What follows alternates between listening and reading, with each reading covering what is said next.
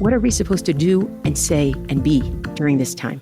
Judaism has so much complexity to it and so many layers to it that no one layer stands by itself. What you have is Jews who for the very first time feel like their value system is out of sync with the broader sector. I'm your host, Alana Steinhain. Welcome to Texting IRL, where we wrestle with the dilemmas of Jewish life through the lens of classical and modern Torah texts. I am so fortunate that I have a friend and a colleague who I can talk to, Jacob Feinspan, Diana Ginsburg, Dahlia Lithwick, helping us think through these big questions. Why are you guys part of this? What calls you personally to it? What are some of the other things that you work on? What's at stake for you? I think one of the challenges is to figure out how much failed democracy we as Jews can tolerate. We have to find opportunities to make enemies into friends. The model is so majestic in this text. Listen now to Texting IRL, a podcast from the Shalom Hartman Institute, available wherever you get your podcasts. Welcome to the beauty of Jewish interpretation. Exactly.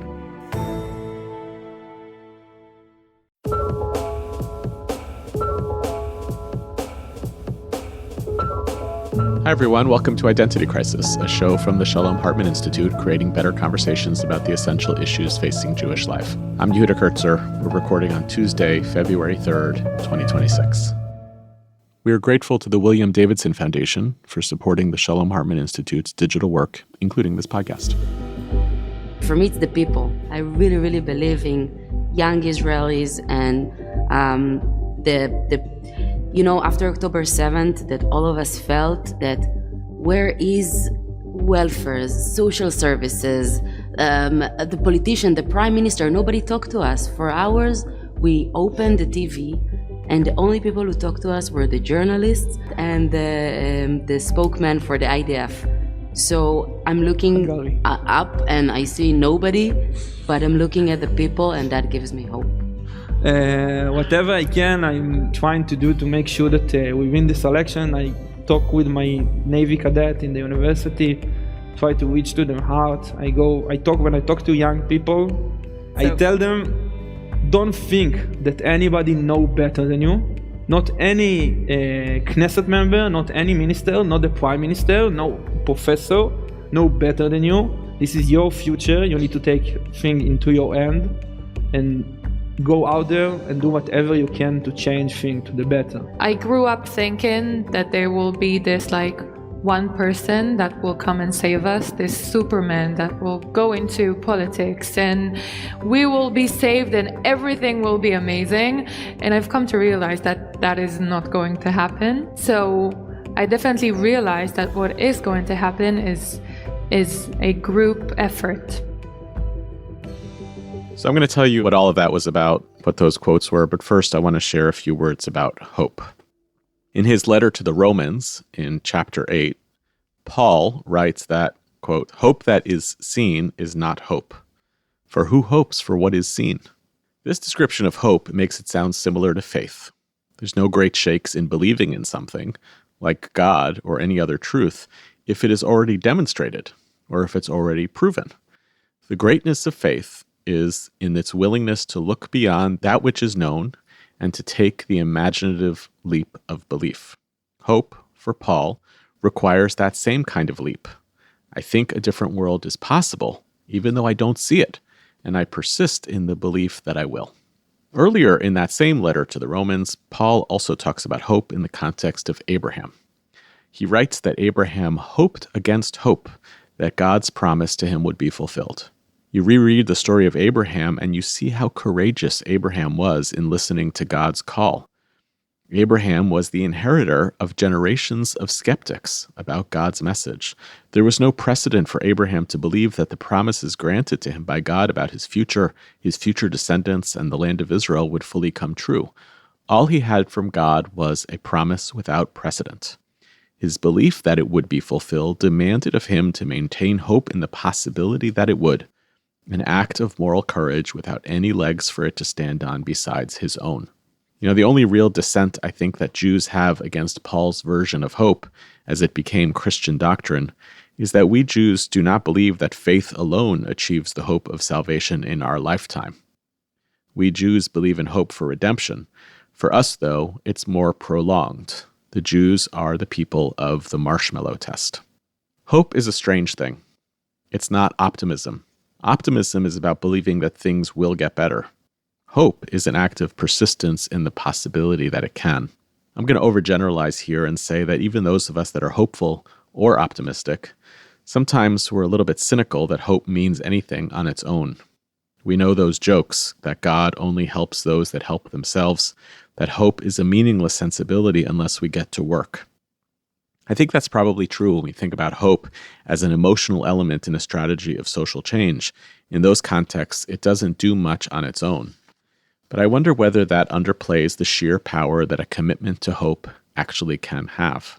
The ways that it's not just a piece of how change agents make change, but maybe somewhere between a necessary underlying precondition to change and a powerful act in its own right that deserves some of the credit when the hope is actually fulfilled. Abraham had to keep going. He had to keep walking. He had to keep serving God in the hope that the promise will be fulfilled. Was it that he kept walking that ultimately made it work, or was it the hope itself? Needless to say, hope is in a weird place these days. I think one of the root moments of our collective ambivalence about hope in America may have been a speech by Sarah Palin in 2010 when she attacked the Obama administration, saying, quote, "Now, a year later, I gotta ask the supporters of all of that, how's that hopey, changey stuff working out?" In Israel, the roots of pessimism run deeper. You can no longer hear the echoes of Rabin stumbling his way through Shir HaShalom, the Israeli hymn of hopefulness, drowned out as it has been for decades by the ringing sound of the bullets from his assassin and all of the bullets since. You know, the interesting thing looking back at the promise to Abraham is that the promise still holds, both there in Israel for the Jewish people and here in America. We live in these countries that are built on and premised on promise and on covenants that were meant to enact that promise. Here in America, we are the inheritors of ancestors who thought they were building a city on a hill, of founders and framers who saw themselves breaking new ground in a society that could do things differently than anywhere ever before, a society in America that would ultimately welcome Jews together with other minorities as citizens and stakeholders as part of its unfolding ethos that it was writing, even as it was building the society itself. I'm watching immigrant children rounded into ICE vans in Minnesota, and it's not that I don't believe that America doesn't have a founding promise in its heart and soul. I just feel less hopeful that we will be the people who witness its fulfillment. And I'll confess that for a lot of my life, I tried to think about hope with just a long view. Like, okay, this is a setback, but eventually things will get back on the right track. But you can get derailed for an awfully long time. And sometimes ships or trains, if we want to stay consistent in the metaphor, sometimes they just don't right themselves. I was in Israel this past week, and there is so much brokenness and sadness. I bore witness once again to a society that's still picking up the pieces from a war that is by no means over. But you see cracks of light. It was a privilege to be in Israel as Israelis welcomed back the body of Ran Gavili of blessed memory, the last hostage held in Gaza. It felt for a moment like the society was exhaling for the first time in over 2 years. And if you look closer, you see where hope lives in the people who never lost hope throughout this time, the activists who never stayed silent, the leaders of tomorrow who are already showing up today to build something amidst all the fear and the wreckage. Hope is not just a feeling or an act of faith. Hope entails looking to find the people who give you hope. It's the act of seeking a plausibility structure in human beings. It's not really about a promise from God. It's about faith in people. Some months ago, we here at Hartman North America felt that the relentless analysis that we were providing of what was going on in Israel, it's been driving our podcasts and our programs throughout this war. All of that was insufficient in our educational mission. Yes, our English-speaking audiences needed translators to help them understand the present, but our work at the Shalom Hartman Institute is to build the future, not merely to understand the present. Conveniently, we work with many of the exact Israelis in Israel who are doing just that. Today I'm joined by two young activists.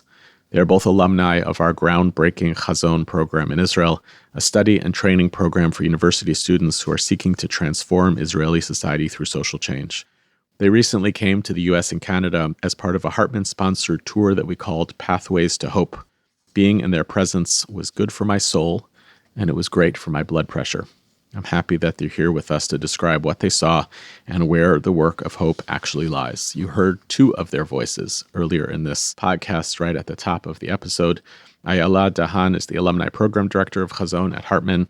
She's been active in political life, including serving as the former chair of Yesh Atid at the Hebrew University and other roles in politics. She was among the founders of the student protest against the judicial overhaul and previously served as the CEO of the social justice organization Machlis Tzedek. She's currently pursuing a master's in gender studies at Tel Aviv University. And Yonathan Machlis is the director of the Center for Social Justice in Haifa. He leads the student chapter of Brothers and Sisters in Arms, also serves as a TA at the Department of Public Administration and Policy in the School of Political Science at the University of Haifa. Yonathan, Ayala, thank you for being with me here today. I'm going to start with a big question. When I was in Israel last week, I heard somebody talk about how there's like an impatience in Israel for the older generation after the war. I've heard this expressed as like, here these young people came and saved the state of Israel, fought in an existential war for its survival, defeated its regional enemies.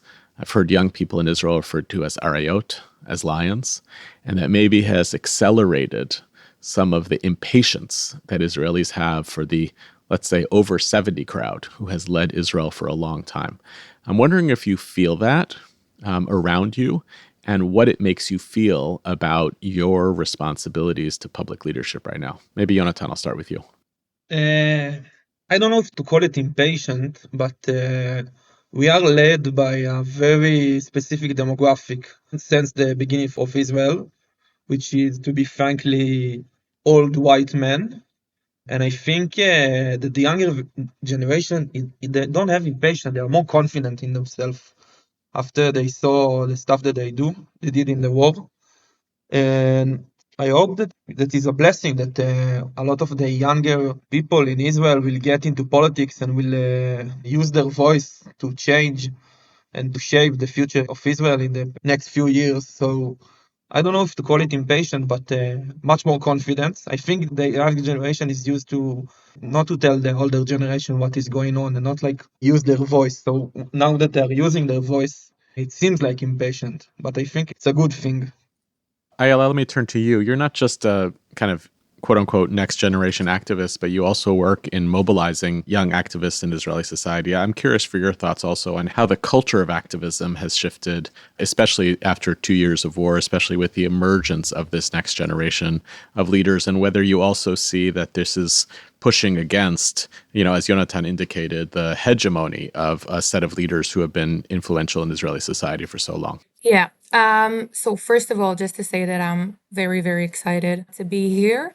I do feel like Yonathan, in my circles, with students, with activist students, with political activists, I can see the same thing, meaning people are impatient or are not willing to take the classic figure of a politician that we had until now. But I think it's important to understand and to be patient as someone that wants to be in politics and as someone who believes that young people need to take over, basically, the political system. I think we need to be patient because we need to remember that a lot of young people are doing and did a lot of reserve duty. And I think that takes time. And in general, like all of the young people had such a difficult and challenging time through the war and even before that with the judicial reform. I think we need a little bit more time to figure out how exactly we're going to do that. I mean, are we going to get into the system as it's built right now, the parties that are built right now, or are we going to build a whole new thing? I believe we need a little bit of time to think about it, but I definitely agree that I feel like the people in Israel do want new leaders and new young leaders that will bring a change. So let me back up now and ask you both, and I'll start with you, Ayala. as you said, like it's been such a turbulent couple of years and such a hard couple of years. I would love it if you could just share a little personally about what those 2 years have literally been like for you. I mean, I know how complicated it must have been to have been, helping to lead this mass movement against the judicial reform process and then suddenly get snapped out of it by a war that required something very different of you. So I wonder if you could just tell that story about what your war was in terms of your life and your work over the last 2+ years. Yeah. We, and when I say we, I mean me and my friends, my activist friends here in Jerusalem, the student protest. We faced the war. I mean, the war started after we've been on the streets for 40 weeks. And being in a protest is not an easy thing at all. I mean, you come to this place, usually you're on the road and police are all around you. And sometimes people that disagree with you can be very, very violent towards you. So it's a very tough place to be in. So me and my friends thought that that was like the worst period of time that happened to us. But then the war broke out. And at first we were all very much shocked. But then we realized as a group that people needed help and no one helped them. So at 12 o'clock, at the 7th of October, my friends and I published this phone number on the news saying, "Hi, if anybody needs help, this is a number that you can call. Please call us." And it was insane, the requests and all of the people that needed help that called that number. It was overwhelming, but luckily we had a group of people, a group of students, and other groups here in Jerusalem that knew how to function together really well because we had 40 weeks of doing that. So in a way, that was a good thing. So we established this emergency room in Jerusalem. We helped people with anything that you can think about.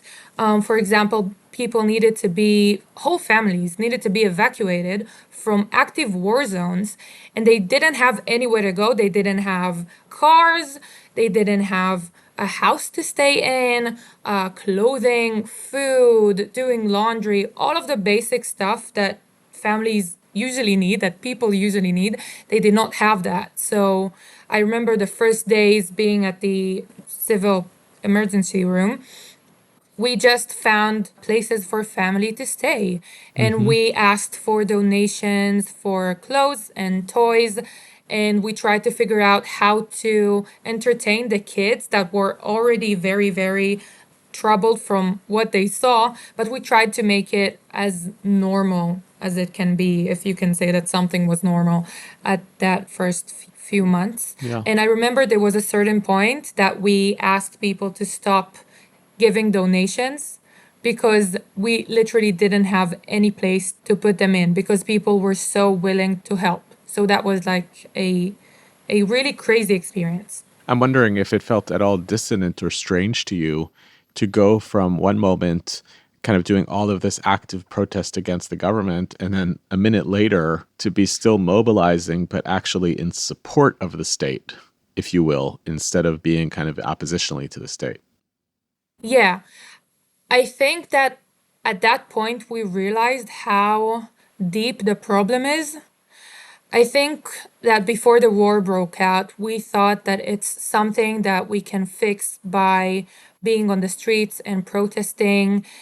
And that was like generally it. We had more stuff, but that was the big thing.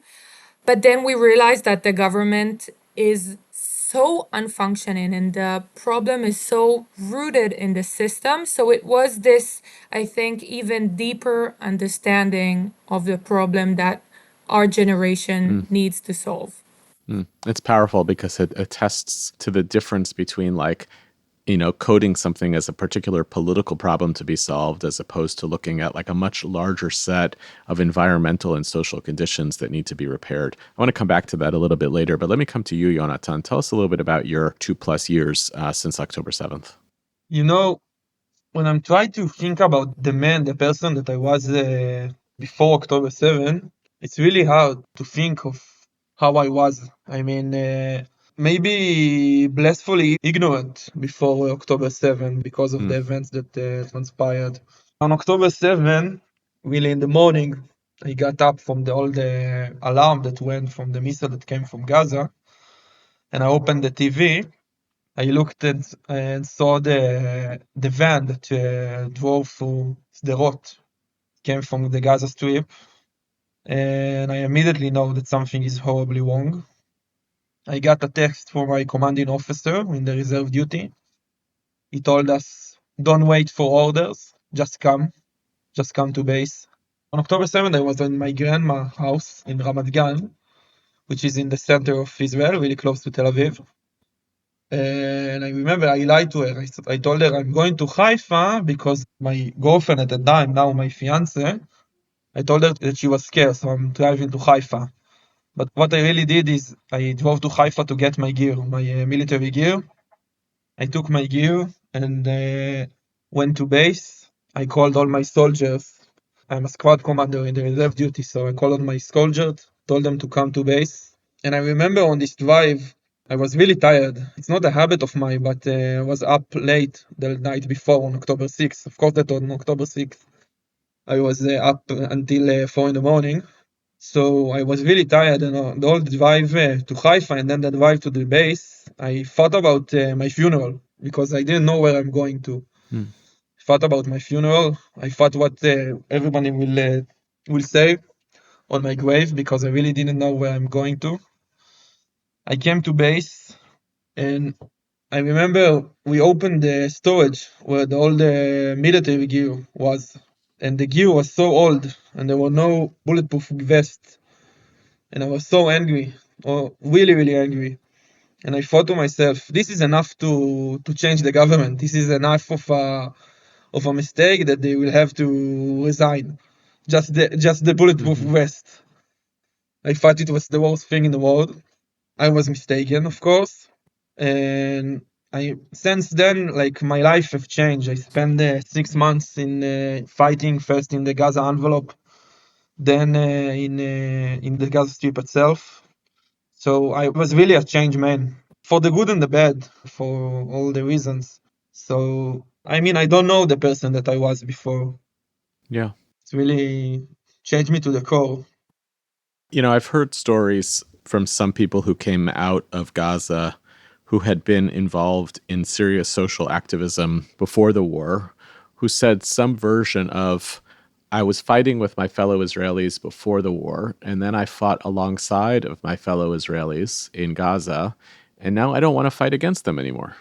And I'm very sympathetic to that. Like, it kind of makes sense. Like, you don't want the country to devolve into a civil war, especially when you get reminded of how much you hold in common with each other. So can you talk a little bit about the ways in which your motivation for social activism has changed because of the war, and whether, to what extent you feel like any of those stories reinforced what you held in common with other Israelis, or maybe created a greater sense of urgency about what you need to do to take back control of a society that's a little lost? I mean, I can relate to what you just said, but it's not how I feel. I feel like it's strengthened my power to be more active.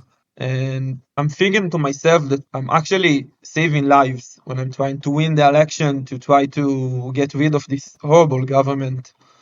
You know, we stayed in Gaza for so much time after October 7, and we lost so many really great people, so many, like, the best people that I knew. I lost some really good friends that were amazing people. And I thought that we were there for too long. And when I'm looking about their death, I don't know if it was necessary.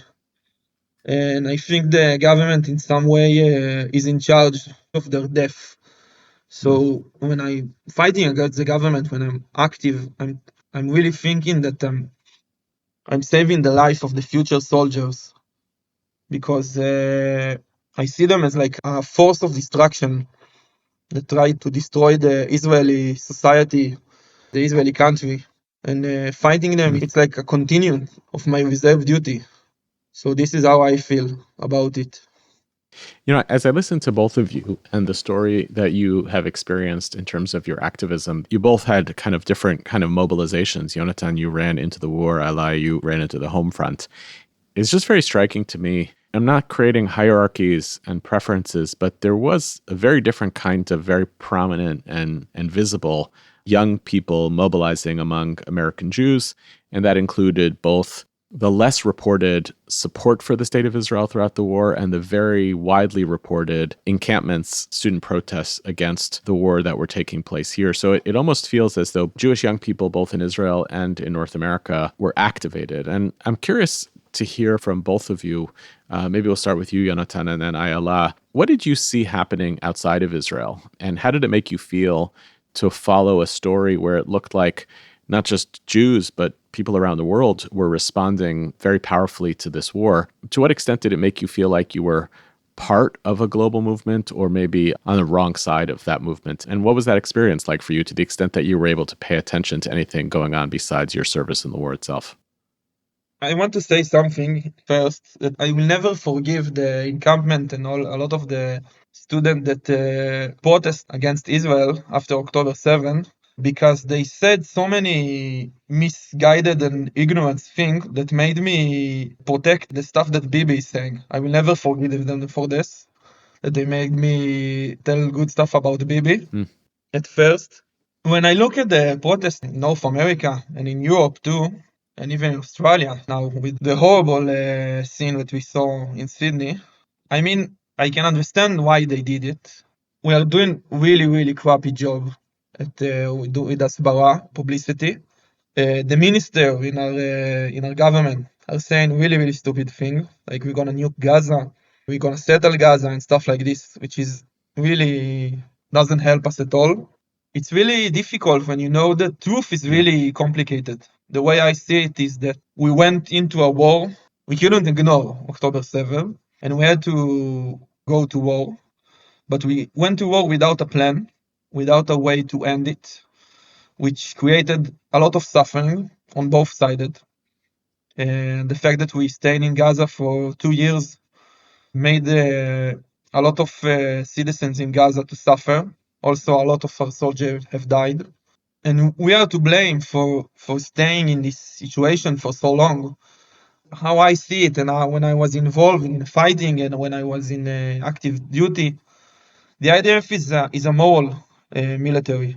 There is no way to look at it differently, because the people of Israel, they don't have like this hate that they think that we have, that we just want to kill Arabs and we just want to destroy Gaza. It's not true in many ways. This is really false, but I can see when they look at the situation in Gaza for 2 years, we don't have a plan. We are just destroying another part of the strip again and again. We are conquering the same neighborhood. We are killing a lot of people. I can see how they can look at it as genocide. The truth is always like much more complicated. We are not like trying to wipe up the Gaza Strip, but war is brutal. War is the worst. I saw it in my eyes. War is destroying the souls of everybody. So the continuance of the war made it happen. So it's striking to hear Yonathan talk about the sense of like, I'm fighting a war and people are standing and protesting against me and totally misunderstanding what's taking place. And Ayala, I guess I'm curious for your perspective, because I think that what's very striking for kind of an outsider, like an American like me, who's both watching young people here in North America responding to what they see going on in Israel and listening to both of you as people who are both patriots to your country, but also critics of it, is that all the young people are motivated by a passion for democracy and social change and fairness. And it just translates into one kind of language about Israel outside of Israel and a different kind of language within Israel. I'm curious how it sounds to you and whether you think there's something salvageable here between these populations, some of whom are carrying out their frustration with protesting against Israel, and some of whom are carrying out their frustration by trying to build Israel from the inside. Yeah.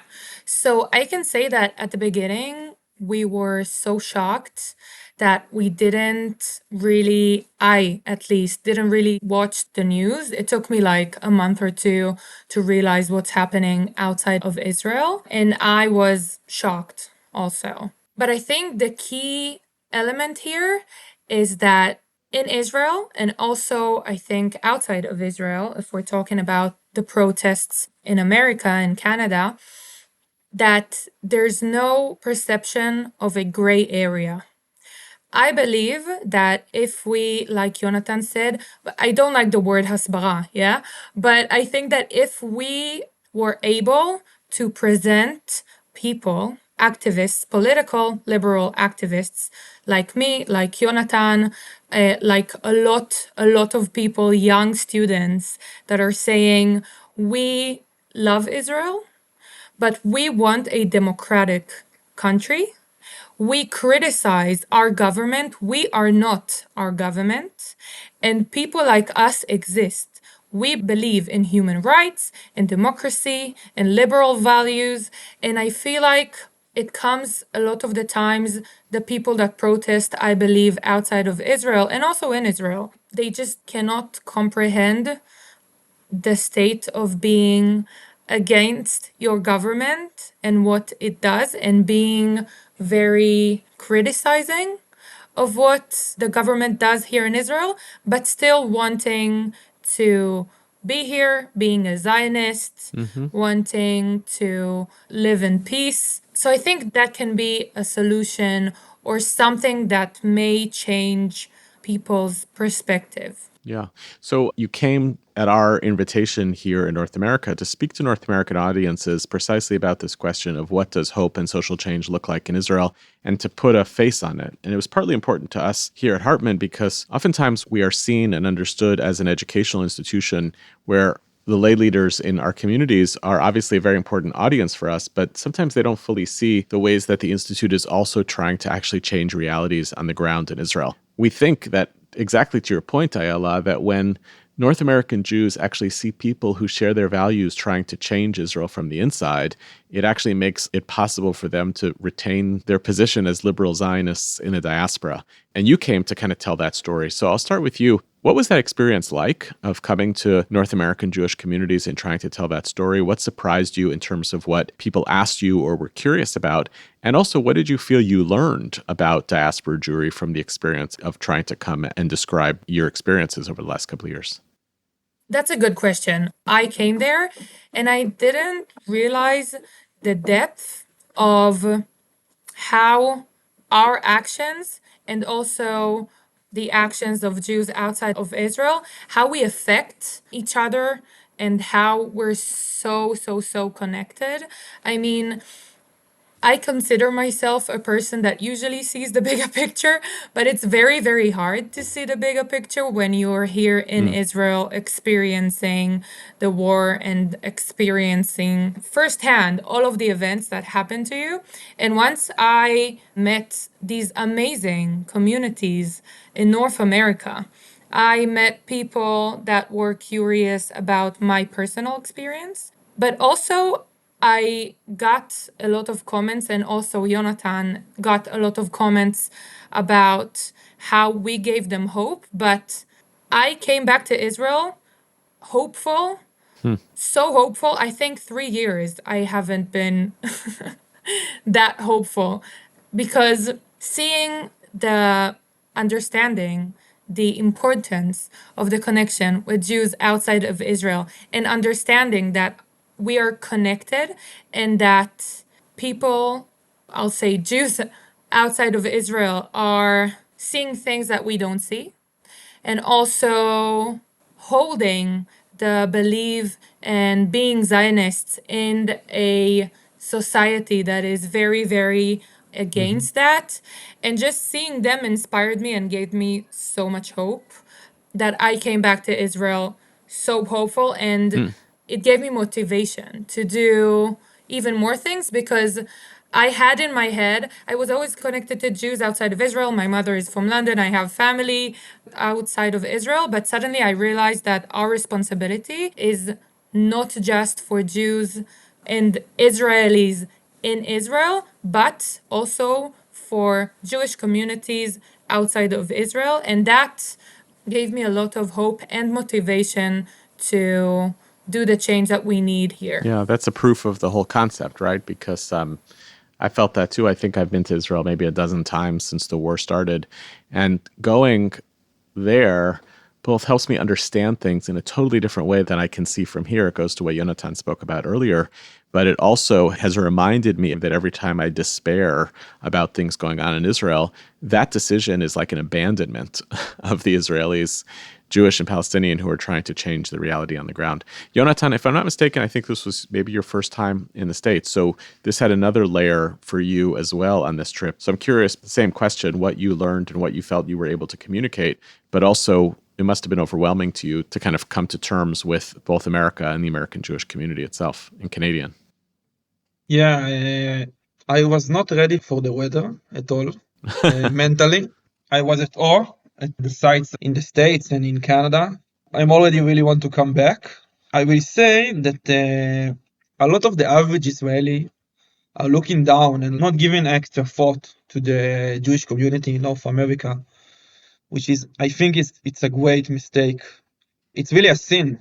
The Jewish community in North America is doing the job of the government in many ways, in trying to support Israel and trying to convey the message that there is no genocide in Gaza, or there is a liberal demographic in Israel. So it was really amazing to see the people that make it happen. I was really at awe at the love that they have to the Israeli people and the country, and how much they care, and how much pride they have in being Jewish, which is really different in North America in many ways. Because it's like when you're in Israel, it's like you have to be Jewish because there is enemies in the borders, and we have to unite. And it's our identity. It's that they're trying to exterminate us. They try to expel us. They try to kill us. So it's in many ways it's much easier to be Jewish, and you don't have a lot of other choices. Also, it's not that hard to keep Shabbat. It's not that hard to keep kosher. So I was really amazed at how much pride they have in the Jewish identity, the Jewish history, the Jewish story. So it was really amazing, and we really had amazing conversation. I mean, I remember we met the teen fellowship program in Boston, and they were such an amazing and so intelligent a couple of young teens that they knew about Israel much better than most average Israelis, which was amazing to see. I mean, we had so many really deep conversation with very knowledgeable people that know about the country a lot, and very complicated conversation. And we managed to found, our common ground, and understand that it's a really complicated situation right now, and it's really hard. And I mean, the Jewish community in North America, I mean, a lot of people will say like, oh, they didn't have October 7th, but it was a really tough couple of years for the Jewish community. The rise of anti-Semitic, and we talked with a couple of the Hillel students, that the Hillel young professionals that work in the campus, and they told us story about really hard time they had on campus when they felt so alone, but still held their ground and weren't ashamed of being Jewish and supporting Israel, which was amazing to see. So let me ask you both one last question, which is, there are a lot of reasons to be very, very anxious about the future of Israel, even coming out of the war. The news stories about what's taking place in the West Bank are not good. The crime and the violence against the Palestinian-Israeli sector continue to be issues of social fairness, Haredim, etc. And all of those negative and pessimistic stories really drive the news. I would love to hear from each of you briefly. What's one thing where you think you're making progress? And what's one source of inspiration for you? Maybe Yonathan, you'll go first. I will say that last Shabbat, there was a huge protest against the rise of violence inside the Arab communities in Israel. And it was a joint protest that was led by the Arabs, but there were so many Jewish people, so many Israeli Jews, and all of the protest organization helped them. And I can say that my organization, the Social Justice Center, is really involved in the situation.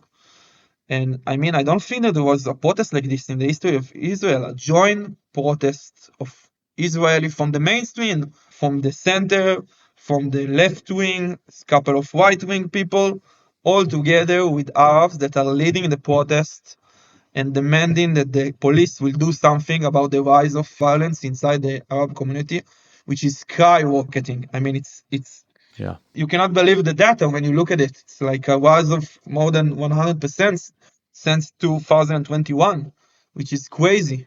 So, I mean, it's give me hope when I see stuff like this, when I see a lot of people that are not giving up.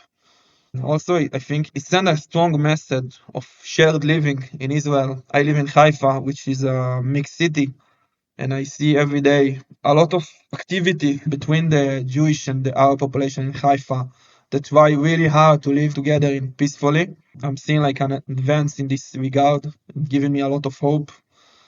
And sometimes the polls, when I look at the polls, I'm sad. Sometimes I'm happy. So may it stay that way. Ayala, how about you? Where do you see a ray of light, of opportunity, and what's giving you inspiration to continue doing the work?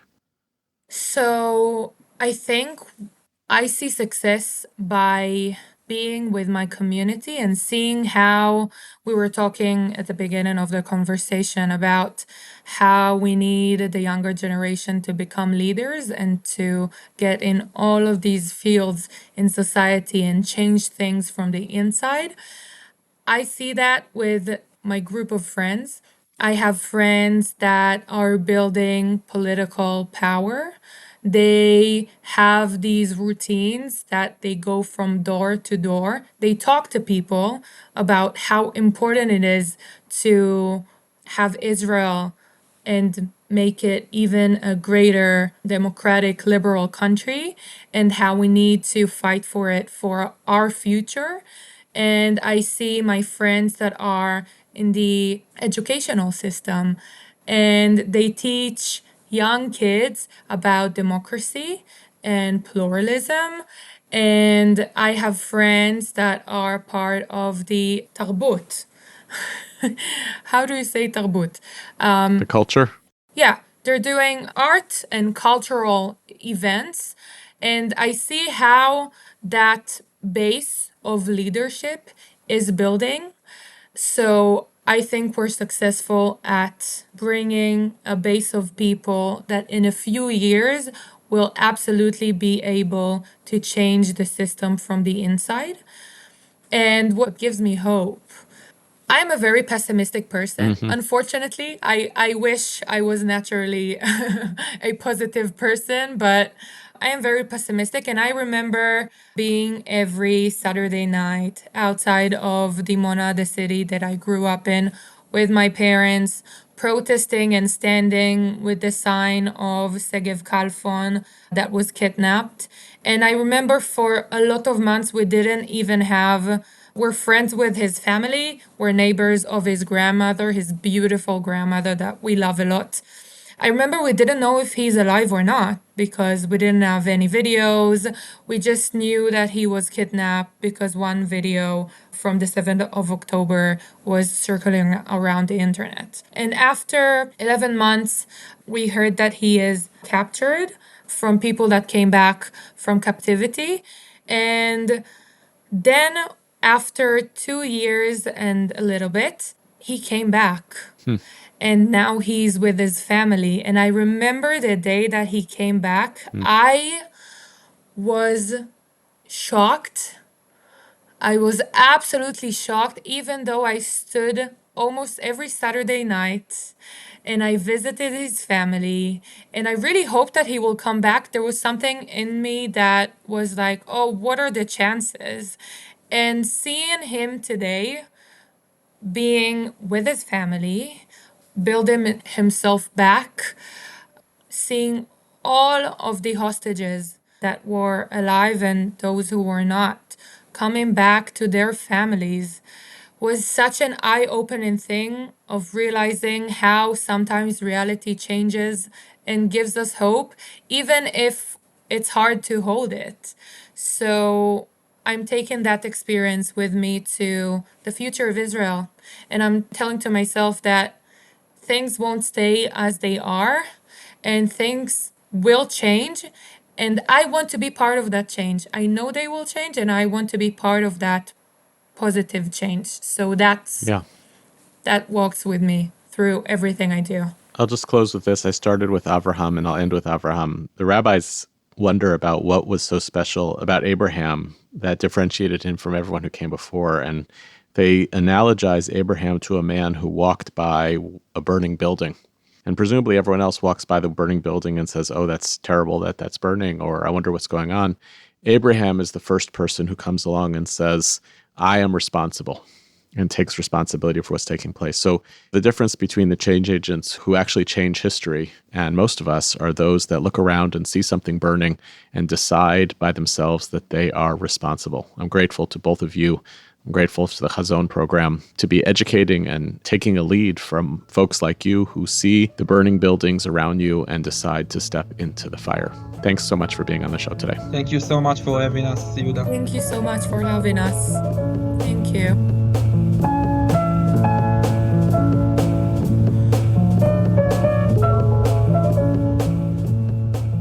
Here are some other things that are happening at the Shalom Hartman Institute.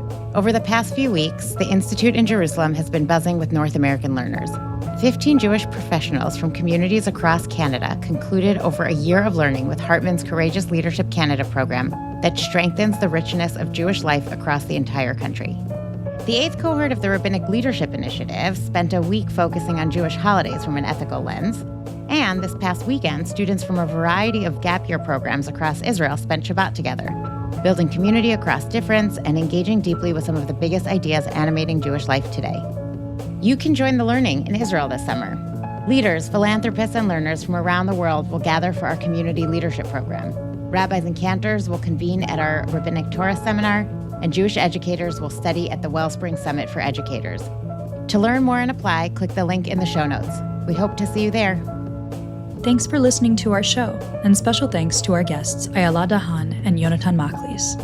Identity Crisis is produced by me, Tessa Zitter, and our executive producer is Maytal Friedman. This episode was researched by Gabrielle Feinstone and edited by Josh Allen, with music provided by SoCalled. Transcripts of our show are now available on our website, typically a week after an episode airs. We're always looking for ideas for what we should cover in future episodes, so if you have a topic you'd like to hear about, or if you have comments about this episode, please write to us at identitycrisis@shalomhartman.org. For more ideas from the Shalom Hartman Institute about what's unfolding right now, sign up for our newsletter in the show notes and subscribe to this podcast everywhere podcasts are available. See you next time, and thanks for listening.